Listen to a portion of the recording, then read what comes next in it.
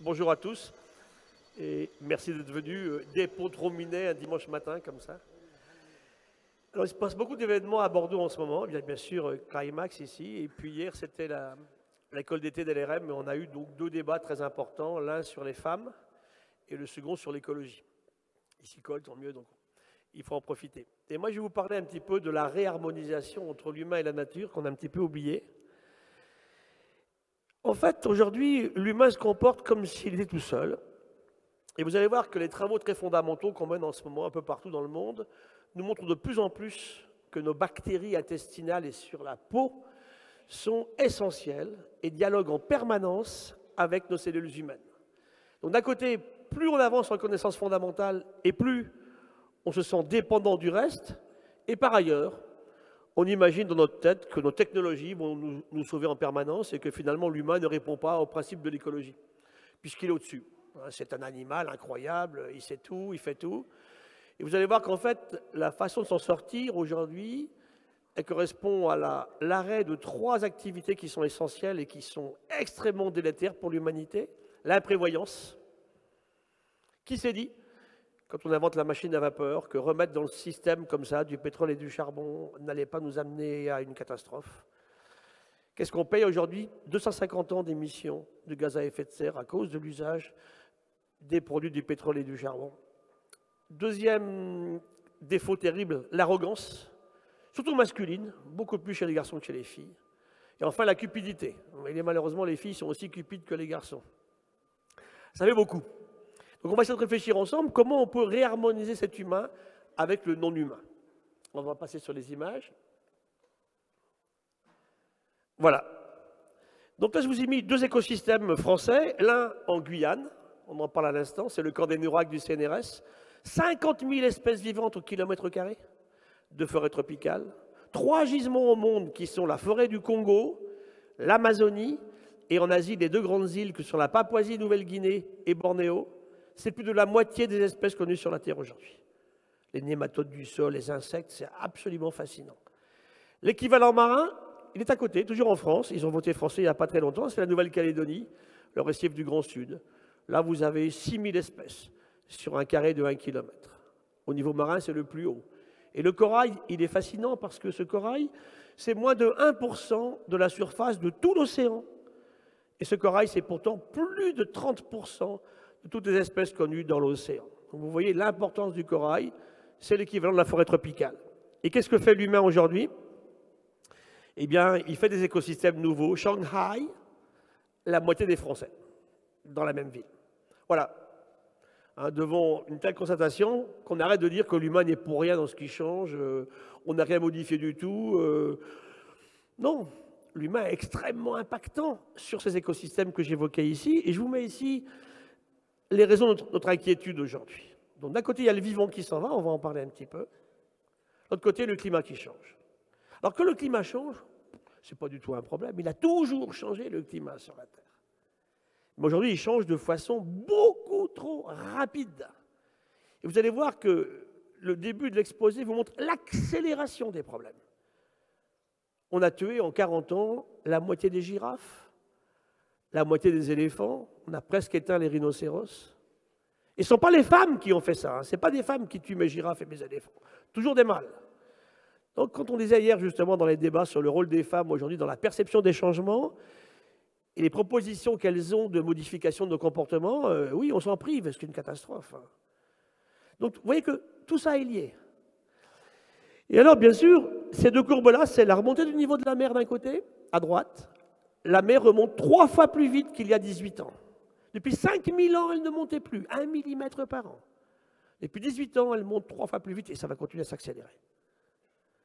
Et celle d'à côté, c'est la température soit de la surface de l'océan, soit de l'air, depuis 140 ans. On a pris, j'ai regardé à Bordeaux, à peu près 1,3 degré sur 140 ans. C'est rien, 1,3 degré, c'est gigantesque, on va le voir. Donc on est intranquille, on a beau être super beau, intelligent, on connaît tout, on sait tout, on n'est pas très tranquille. Et quand on voit les mouvements déclenchés récemment au niveau social, par exemple celui des fameux gilets jaunes, on peut s'interroger sur la genèse de tels mouvements. Pourquoi ça sort aujourd'hui? C'est super intéressant d'y réfléchir. Là, je vous ai mis ma petite chouchoute, une toute petite grenouille qui ne vit que avec les grands araucarias de la Patagonie, dans le sud du Chili, de l'Argentine. Elle s'en va. Dans l'indifférence générale. Qui connaît Rhinoderma darwini, que Darwin avait ramené lors de la mission du Beagle, oublié dans des bocaux dans le Muséum de Londres durant 70 ans. On la retrouve, tiens, ce truc-là, on ne sait pas ce que c'est, on va la décrire. Rhinoderma darwini, ben, elle s'en va. Et ça intéressera Ernst, parce que pourquoi elle s'en va? Les grandes forêts d'Araucaria ou de l'Encas partent remplacées par des pins ou des eucalyptus. Et c'est la même litanie partout. Et ma dernière image pour démarrer, c'est celle-ci, je vous l'ai faite la semaine dernière. C'est au Groenland, à Ilulissat. Vous avez le plus grand glacier de l'hémisphère nord, qui relargue le plus d'icebergs aujourd'hui, qui font à une vitesse incroyable, hein, plusieurs kilomètres par année.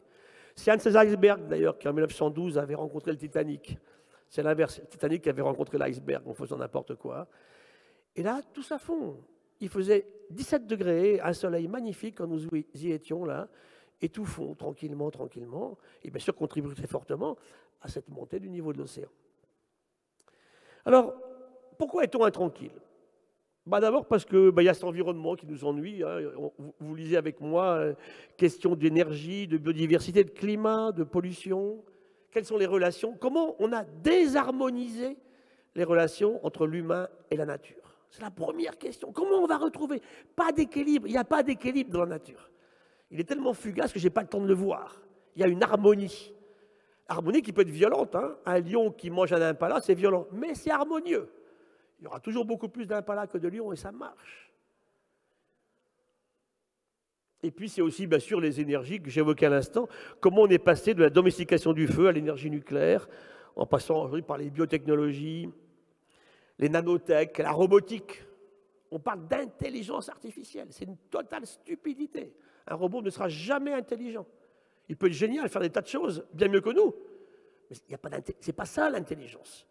Au départ, IA, ça voulait dire informatique augmentée. Vous voyez comment on a modifié cela et on ne communique pas du tout bien là-dessus, bien sûr. Alors qu'un robot batte un humain au jeu de Go ou aux échecs, c'est totalement normal, c'est évident. Il est bien meilleur que nous parce qu'il accumule beaucoup plus de données, il les traite beaucoup plus vite.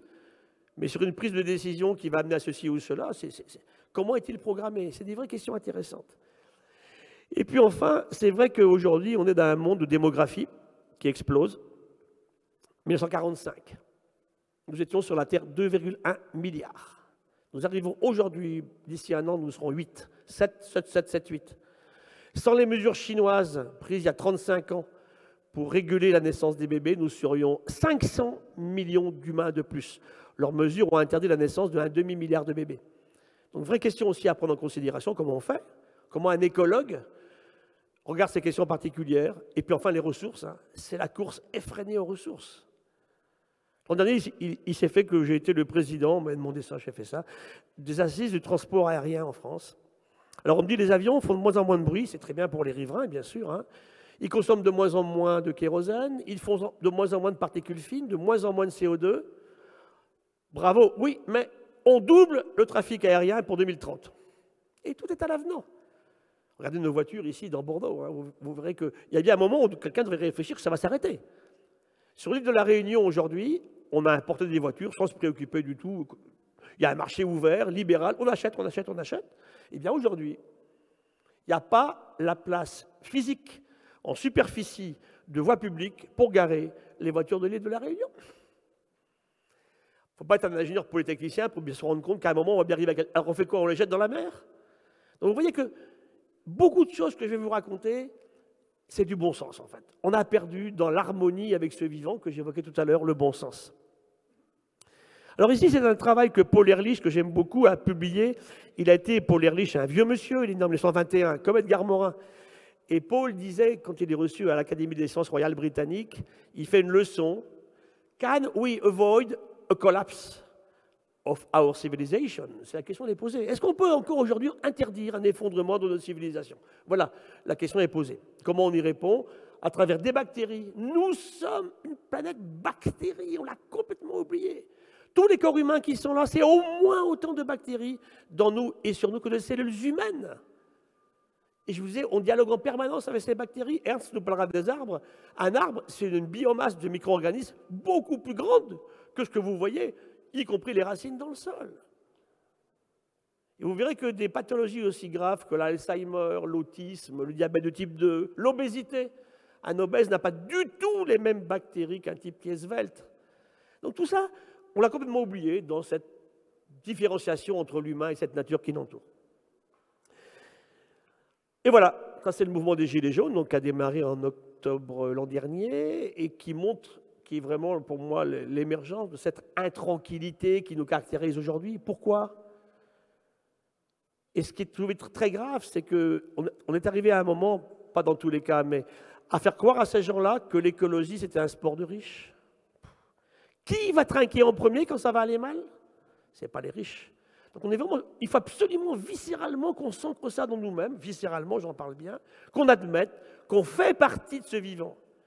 Et que chaque fois qu'on l'agresse, on s'auto-agresse. Ce qui est un peu con pour une espèce qui est elle-même, elle qui s'appelait comme ça, Homo sapiens, l'homme qui sait. Hein, comment on s'organise dans le futur? Alors bon, rapidement, cette vie qui apparaît sur la Terre il y a un peu moins de 4 000 millions d'années, 4 milliards d'années, elle s'organise sur une chimie antérieure qui vient du monde minéral. La vie n'est pas apparue comme ça. Hein. La première cellule de l'océan ancestral, il y a 3,9 milliards d'années, elle vient d'un monde minéral. Et regardez, aujourd'hui, je vous ai mis ici un estuaire, ici à Madagascar, et je vous ai mis la valeur de ces éléments minéraux de l'estuaire. C'est votre sang ce matin. Il y a des médecins dans la salle. Regardez votre prochaine prise de sang. 142 millimoles de sodium chez un humain. Qu'est-ce que ça fout là? 105 millimoles de chlorure. Le chlorure de sodium, c'est l'eau de mer. D'où est-ce qu'on vient? 11 millimoles de potassium, tout l'océan mondial. Un seul océan, s'il vous plaît. Il n'y a pas des océans. Il n'y en a qu'un seul. 11 millimoles de potassium partout dans l'océan. Nous, 3. À 4, 5, 6, c'est le coma profond chez l'humain. On sort du même moule. Le sang humain, le cerveau humain raconte l'histoire de la sortie de la vie de l'océan il y a 450 millions d'années. On est totalement lié à cela. Je vous mets ici le plus ancien être vivant connu aujourd'hui des cyanobactéries. Et je vous ai mis ici les mêmes que j'aurais très bien pu tout à l'heure ramasser ici dans une flaque d'eau à Darwin. Il y en a là, la flaque d'eau là. Elles sont toujours là. Quand on parle d'entreprise durable, c'est quand même pas mal. Hein, un truc qui a 4 milliards d'années, toujours là dans une flaque d'eau. Tout le monde s'en fout. Elle est géniale cette cyanobactérie. Et elle joue un rôle essentiel dans la prolongation de la vie. Et ces êtres vivants ont résolu des tas de choses qui nous empoisonnent l'existence aujourd'hui. Regardons comment ils font. Voilà, la biodiversité, c'est ça. Des jolies bébêtes, une plage de la Guadeloupe, il y a une dizaine d'années avec des collègues. On fait des trous 5 mètres sous les fesses des touristes. Qu'est-ce que vous faites là? On n'était jamais allé là. Plein de choses nouvelles. Qu'est-ce que c'est beau, on va la sauver. Mais c'est ça aussi la biodiversité. Il n'y a pas que des beaux, il y a des moches aussi. Alors là, là, le député me dit, mais attendez Gilles, attendez, on a pas assez de sous. Moi, je veux bien sauver les autres, là, ceux-là, là. Mais par contre, on ne va pas sauver des machins aussi moches que ça. Écoutez, le poisson globule, il est aussi moche que sa copine globule. Ils s'aiment, ils font des bébés globules. Et je vous ai mis un râteau pnu juste en bas. Le râteau pnu ne fait jamais de cancer. Du jour au lendemain, un truc ultra moche devient la star qui va sauver l'humanité. Voilà comment on réagit avec le vivant aujourd'hui. Donc on va le sauver. Le vivant, je suis désolé, c'est ni des beaux, ni des moches. C'est ça le vivant. Voilà, ça c'est la biodiversité. Ça. Et ça change tout. Et pour un Français, évidemment, quand je parle en Argentine ou en Chine, aux États-Unis, de pinard, de fromage et de pain, bah oui, je suis bien froggy, c'est clair, hein, on ne bouffe que ça. Garçons et filles, c'est pareil. Donc vous voyez que, et ça, ce sont 2 ouvrages sortis l'an dernier que j'aime beaucoup. Alors, la vache, d'abord. La vache a été choisie parmi 1,3 million d'espèces animales connues. Tout le monde bouffe de la vache. 1,3 milliard de vaches sur la Terre. Beaucoup trop. Mon discours est très clair, il faut manger considérablement moins de viande. Pas forcément arrêter, mais en manger beaucoup moins. Elles sont pour au moins 16% dans le changement climatique, les élevages de bovins. Et puis voilà, ça c'est ces livres qui sont sortis magnifiques. Jamais seul, un très beau livre de Marc-André Sellos sur les arbres. Tout à l'heure, Ernst va nous parler des arbres. C'est merveilleux. Et celui-ci est plus récent et très fort. Tous entrelacés. Dans votre lit, dans la plus grande intimité de chacun d'entre nous, nous sommes entrelacés avec les autres. On ne peut pas s'en passer. On ne mange que du vivant. On ne coopère qu'avec du vivant. Si ça ne marche pas, on est profondément malade. On ne peut pas survivre d'ailleurs. Admettons-le. Alors voilà quelques images d'écosystèmes. Une goutte d'eau de mer, depuis les origines de la vie. Où que vous soyez, c'est la même chose. des centaines de milliers de micro-algues qu'on appelle des protistes, des grosses cellules à noyaux, comme les levures par exemple, des millions de bactéries et des milliards de virus, une goutte d'eau de mer.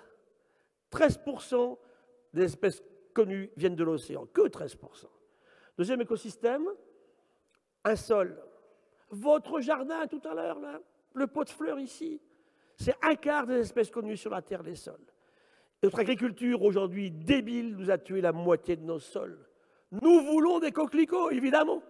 On ne nourrira jamais 8, 9, 10 milliards d'humains comme on fait aujourd'hui. Il faut rendre de la vie à nos sols. Des nématodes, des tardigrades, 2,5 tonnes de bactéries par hectare, 3,5 tonnes de micro-champignons. On revient à ce qu'on disait tout à l'heure. Nos vers de terre, nos nématodes, on a complètement oublié tout ça. Et sans vergogne, on détruit. Et on maintient artificiellement, bien sûr, sous perfusion des sols qui, de toute façon, sont foutus. On peut les régénérer, mais il faut ramener du vivant dedans, bien sûr. Dès que les coquelicots reviennent, c'est un bon signe. Quand vous voyez un coquelicot, c'est que tout n'est pas pourri. Quand vous faites 200 km en voiture dans la Beauce, vous ne voyez pas un coquelicot pendant 2 heures, c'est que les sols sont vraiment pourris. Troisième écosystème et dernier, c'est quoi? Un intestin d'un bébé. On a tous été bébés humains à la naissance, tous ici, garçons et filles dans la salle. Regardez, les bactéries de l'utérus de la maman, au moment précis, alors, il y a des dames qui ont dû avoir des bébés ici, rappelez-vous, la rupture de la poche des os.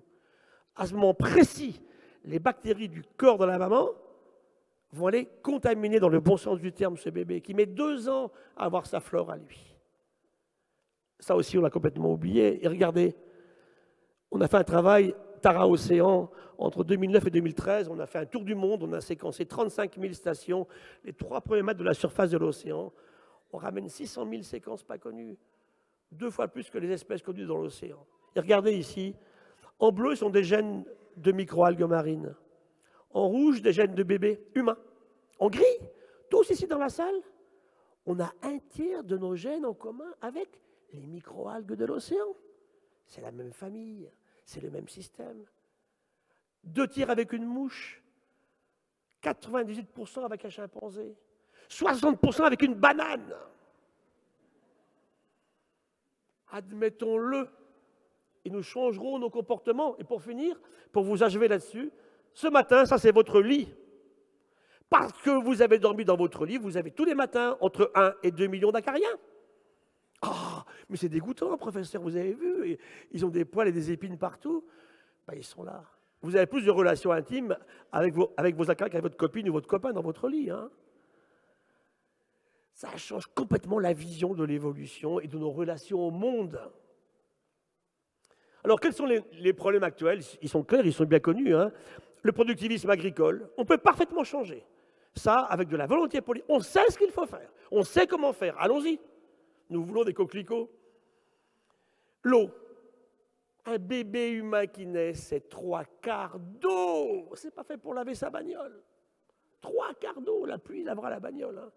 Et c'est là que c'est tellement important pour nous cette eau. On la gaspille. Ici, dans la région bordelaise, les prévisions des hydrologues sont très préoccupantes. Hein.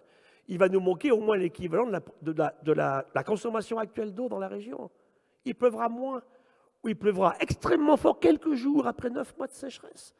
Ça, c'est désastreux pour le monde agricole. Donc, vous voyez que cette eau, c'est vraiment absolument essentiel. La pêche, bon, pêcher c'est bien, surpêcher c'est stupide. La forêt s'en va, pour la forêt tropicale, à la vitesse de la surface de la Grande-Bretagne chaque année. Si on continue comme ça, à Bornéo, en Amazonie, on en parlait récemment, dans le bassin du Congo, bien, il n'y aura plus de forêt tropicale. Tout à l'heure, je vous ai dit, c'est plus de la moitié des espèces vivantes connues sur la Terre aujourd'hui. Pour faire quoi? À quoi ça sert? Pour qui? Le vivant s'en va, on en parle. Et puis enfin, la pollution est partout. Nous la crions partout, on contamine en permanence, et puis on a un système où... Tous ici dans la salle, on est bourrés de saleté. Hein. Je vais vous chercher des pesticides, des insecticides, des herbicides, je vais les trouver chez vous, dans chacun d'entre nous. Et moi, ce qui me préoccupe beaucoup aujourd'hui, c'est sur les durées de vie des humains. Je vois beaucoup d'amis qui ont des mamans qui arrivent à 100 ans. On a de plus en plus de centenaires, c'est très très clair ça. Des femmes, le garçon c'est quand même beaucoup plus rare. Les 50 derniers records du monde, le record du monde étant à l'instant T la personne la plus âgée de la Terre. 48 fois, c'était des femmes. Vous voyez que les filles, quand même, vous avez un espoir de vie qui est plus long que celle des garçons. Mais ça me nuise. Et pourquoi ces femmes, on s'entend aujourd'hui? Parce que quand elles étaient petites, leur maman enceinte ne bouffait pas de pesticides. Il n'y en avait pas à l'époque. Gamines, elles n'ont pas pris de pesticides. Et là, maintenant, je vois la génération actuelle de ces femmes nées après 1950-55, leur maman enceinte a bouffé des pesticides. Elles, ces gamines, ont bouffé des pesticides. Et vous verrez qu'on va avoir une... Et c'est ce qu'on voit, depuis 2008, l'espérance de vie est totalement au taquet. Vous voyez que tout ça, c'est quand même pas inintéressant d'y réfléchir, bien sûr. Et enfin, la 7e plaie, c'est la seule pour laquelle c'est trop tard, c'est le climat. On ne peut plus empêcher le climat de changer. Il fallait s'en occuper avant. Alors, qu'est-ce qu'on fait aujourd'hui? Alors, il faut le faire, bien sûr. Hein. Limiter les dégâts, éviter qu'on aille trop loin. Dans le rapport du GIEC qui est sorti, vous avez vu, 1,5 degrés, c'est mieux que 2. Celui qui va sortir, bon, je l'ai lu, parce que je corrige des parties là, dans 15 jours, sur la cryosphère, hein, la partie glacée et l'océan, sur l'eau. Vous verrez que c'est quand même très préoccupant toujours, bien sûr. Donc, on ne peut plus l'empêcher de changer, on peut limiter les dégâts et commencer, nous, à nous adapter à ce climat qui change. Et c'est là que pour un écologue comme moi, ben, c'est évident qu'aucune espèce vivante ne s'est jamais adaptée sans changer. On ne change pas. On croit qu'on va résoudre nos problèmes sans changer. Et j'ai discuté hier avec les gens du mouvement politique qui étaient là à Bordeaux, et je leur disais, vous savez, les petits changements, ce n'est pas des bricoles. Hein. C'est une métamorphose dont on a besoin. C'est ça, pour un biologiste, il faut une métamorphose. Et là, je pense que, pour ça, moi, je ne suis pas du tout le type qui va dire que le collapse est là, tout va être foutu. C'est absolument pas mes propos. Hein. Je ne suis pas là pour vous inquiéter, je ne suis pas là pour être un catastrophiste. Je suis là pour vous dire que ça se passera mal si on ne change pas. Et si on change, bon, je pense qu'avec de la bonne volonté, de l'humanité, de l'amour, je pense que là, on pourra fortement améliorer les choses, avec nos arbres en particulier. Donc voilà, pourquoi tout ça s'en va? Ça s'en va parce qu'on détruit, on pollue, on surexploite la pêche, la forêt, on dissémine tout partout, et enfin, le climat change trop vite. Tout ça explique l'état actuel de la biodiversité. Alors pourquoi ça s'est passé comme ça? Parce que l'humain est très singulier. C'est une espèce de primate parmi tout le système. Le vrai jour où l'humain, pour moi, est devenu pas uniquement un animal, nous sommes animal, hein, je vous l'ai dit tout à l'heure, hein, on a de chlorure de sodium dans notre sang, on marche comme n'importe quel animal. Mais on n'est pas que ça. Je vous en parle ce matin-là.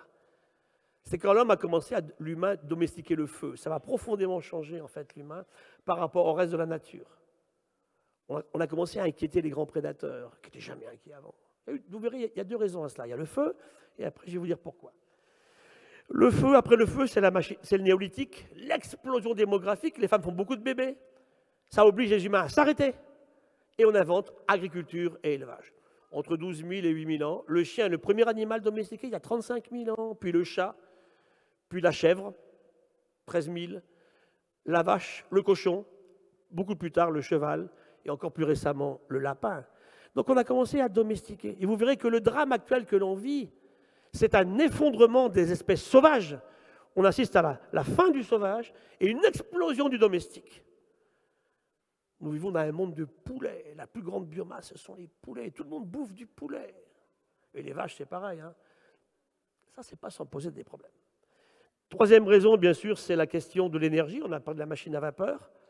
Du jour au lendemain, il fait pétrole et charbon. Donc, on a créé ces problèmes actuels que l'on paye au niveau du climat qui change trop vite. Alors, ça commence quand? Moi, je dirais souvent, c'est 45. Hiroshima, l'humain est capable de mimer une grande catastrophe naturelle. J'ai fait un petit papier où je compare Hiroshima au Vésuve. C'est la même chose. 60 000 morts en 10 minutes. Au Vésuve, on n'y est pour rien. Le volcan a craché. Hiroshima, c'est nous. Donc, et c'est le moment, je vous ai dit, où la démographie explose aussi. On a multiplié par 4 les humains entre 1945 et aujourd'hui. Ça a amené le terme d'anthropocène à l'ordre du jour. Hein, l'anthropocène, la fraction de l'histoire de la Terre durant laquelle le plus puissant moteur du changement, c'est l'humain. Bon, je passe rapidement là-dessus, simplement vous dire que quand l'humain a évolué, effectivement, l'humain a 3,5 millions d'années, il ne faisait pas tellement de mal à son environnement, pour deux raisons. Ils étaient extrêmement peu nombreux, 20 à chaque fois sur un lieu, jamais plus que ça. Et puis après, bon, bah, on avait un biface, un caillou taillé, avec ça, bon, on peut dépecer un animal. Et tout va commencer avec les polytechniciens de l'époque qui inventent l'arme de jet. Je tue à distance. L'arc et la flèche, la lance, le propulseur. Ça change tout. Et pour la première fois, les grands félins sont inquiets. Je peux tuer un lion, je peux tuer effectivement un tigre, en le tuant à distance, il n'y a pas de corps à corps. Et ça va tout changer, ceci. Quand je vois ces gamins aujourd'hui à la frontière du Soudan et du Congo, ils ont 14 ans, ils ont tous des kalachnikovs. Ils ont violé toutes les filles du village d'à côté et tuent tous les éléphants, tous les crocodiles, tous les hippopotames. Ce n'est pas des femmes qui font ça, c'est que des mâles qui font ça. Avec ce sentiment incroyable de domination, avec une kalachnikov, oui, j'abats une girafe sur place, j'abats un hippopotame ou un crocodile. Ça coûte 50 € la kalash aujourd'hui en Afrique. Elles sont chinoises aujourd'hui, hein, ce n'est pas les Russes qui les font, hein, elles arrivent par bateau entier de Chine tous les jours. Comme les machettes arrivaient, vous vous rappelez, durant la tragédie du Rwanda, il y a une vingtaine d'années, des bateaux remplis de machettes arrivaient. Avec ça, on coupait les gens en deux. Et tout le monde a laissé faire dans l'indifférence générale. Voilà les humains, ce qu'ils faisaient à l'époque. 37 000 ans. À quoi ça sert? On me dit, on ne sauve que ce qui sert à quelque chose. À quoi ça sert de faire ça? Qui dessine comme ça dans la salle ici? 37 000 ans. Ça ne sert à rien, mais c'est génial.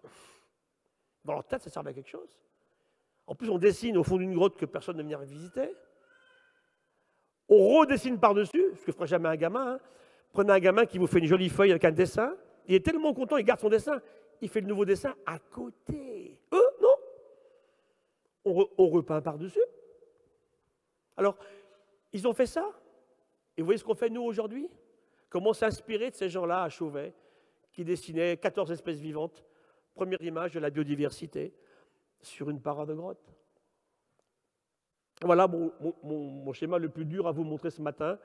En vert, c'est l'effondrement du vivant, en biomasse, et en rouge, ce sont les humains, et en bleu, les animaux domestiques. Ça, c'est le drame actuel. C'est mon plus gros constat difficile à vous expliquer ce matin. Hein. On ne peut pas ne pas être inquiet devant cela. On fait exploser les animaux domestiques et on effondre les espèces sauvages. Donc, on fait des réunions, on fait l'IPBES, 400 chercheurs, et on publie, on conclut que finalement, ça ne va pas très bien, et on montre que chez les peuples autochtones, ça va mieux. Hein, une des belles conclusions du rapport de l'IPBES, c'est de dire, voilà, partout, ce vivant sauvage s'en va, mais c'est quand même mieux dans les zones en Bolivie, au Brésil, au Ladakh, qui sont effectivement, en Papouasie, gérées par des populations autochtones qui sont plus dépendantes de ces relations extrêmes avec ce vivant qui les entoure. Et puis la presse s'en empare.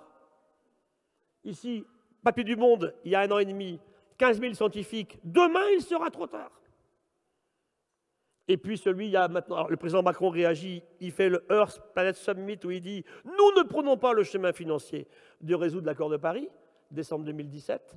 Il y a quelques semaines, après l'IPBES, voilà, il n'est pas trop tard pour agir. Voilà, ça c'est la presse. Comment on fait? Comment on réagit là-dessus? Le même journal, avec les mêmes caractères à 2 ans d'écart. Hein.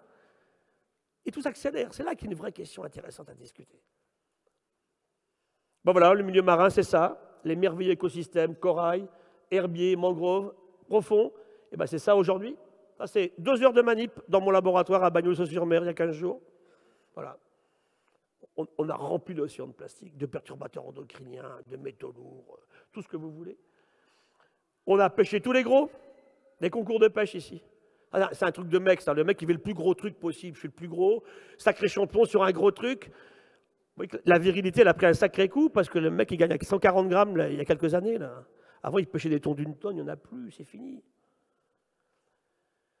L'agriculture, c'est clair aujourd'hui pour moi qu'il faut absolument qu'on change nos systèmes. Il y a plein d'agricultures différentes. Il y en a plein. Il y a plein de solutions pour résoudre nos questions agricoles. Je pense vraiment qu'on va y aller. Le climat qui change. Regardez ici. J'étais en Amérique du Sud au mois de janvier. Le même jour, il faisait moins 45 à Chicago et plus 45 à Buenos Aires. 90 degrés d'écart, vous imaginez? Mais le climat ne change pas, vous savez bien.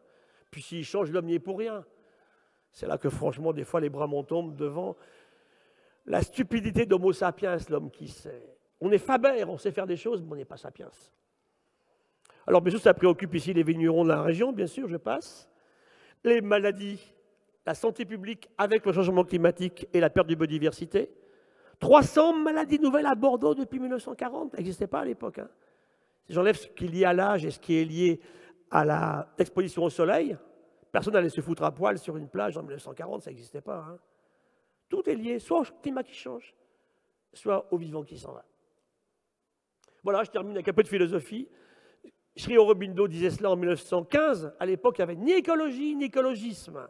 Regardez ce qu'il disait. Il concluait après que la transformation radicale de Sri Aurobindo, c'est ma métamorphose tout à l'heure. Il faut une métamorphose pour qu'on puisse en sortir. Ça, c'est un travail. Comment on peut réagir? Science participative. Tous ici, vous nous aidez, nous scientifiques, à démontrer ces changements. 10 000 personnes, 1,5 million d'heures d'observation. Et on montre en 18 ans que nos papillons ont fait 114 km vers le nord, nos oiseaux 33. Ce qui veut dire que si tout le monde participe à ces efforts-là, le jour où le député voudra assécher la mare ou mettre des pesticides dedans, il y aura une très forte réaction de la population. Et puis, bien sûr, le biomimétisme, j'en ai souvent parlé, j'ai fait des conférences à Bordeaux là-dessus. Venez à Paris, mercredi prochain, à la mairie de Paris, j'ouvre la grande conférence française sur la biorespiration. C'est ouvert à tous. Hein. Cherchez dans le vivant des solutions à nos problèmes. Le vivant sait faire. C'est la plus grande entreprise qui ait jamais existé sur la Terre. Le CX d'un martin pêcheur, le non-bruit d'un hibou qui chasse. Cette petite éponge qui sait faire du béton armé, beaucoup plus léger que le nôtre. Beaucoup plus. À un séisme, ce béton se déforme et reprend sa forme initiale. Les gens ne sont pas écrasés sous l'immeuble. Et quand on finit, on composte. C'est magique. Donc ça fait du verre merveilleusement transparent, beaucoup moins lourd que le nôtre. Et puis qui dure beaucoup plus longtemps, qui ne se raye pas et qui n'a pas à être nettoyé. Comment ils font? Voilà, je termine simplement en vous montrant que l'humain n'est pas si à l'abri que ça. La durée de vie, je vous disais, il y a de plus en plus de centenaires. Mais la durée de vie absolue n'augmente pas plus. Ça reste Jeanne Calment à 122 ans, 4 mois et 17 jours, qui est le record du monde. En rouge, les femmes vivent plus longtemps que les garçons. C'est un travail qu'on a publié l'an dernier aux États-Unis. On a regardé la taille de tous les humains. On a grandi sans arrêt depuis 1860. On a gagné 15 cm en hauteur. On a gagné 35 ans d'espérance de vie, les humains. C'est au taquet, c'est fini depuis 10 ans. Alors j'ai regardé ici les meilleurs temps sur le 800 mètres plat, sur le 100 en hauteur et sur le lancement du poids. C'est au taquet. Voilà, Edgar Morin qui nous disait effectivement, la Terre c'est un vaisseau spatial avec 4 moteurs qui peuvent être très bénéfiques à l'humanité ou très mauvais pour l'humanité. Et il disait, le probable que je vous ai un peu décrit là, il est assez préoccupant. Mais finalement, souvent dans l'histoire de l'humanité, ce probable ne s'est pas produit. Qu'est-ce qu'on fait ce matin tous ensemble ici? On se bat pour que ce probable qu'on nous promet ne se produise pas. Et j'y crois. Moi, j'arrêterai de faire des conférences. Hein. Et pour ça, il faut qu'on change, bien sûr. Hein. Il nous dit, en fait, on n'est quand même pas encore sapiens. Il nous faut une conscience humanitaire planétaire. Il disait récemment au président Macron, à force de sacrifier l'essentiel à l'urgence, on finit par oublier l'urgence de l'essentiel. C'est ma conclusion. Voilà, si on ne fait rien, c'est ça qui va se passer. Et c'est ma dernière image. Comment le vivant est supérieur à notre économie, notre industrie. Le vivant innove en permanence, pour tout le monde, y compris pour les gilets jaunes. Le vivant fait tout avec une très grande économie d'énergie. Une libellule, elle vole à 100 km/h avec 2 watts. Le vivant ne fait jamais un produit toxique qui ne s'est pas dégradé.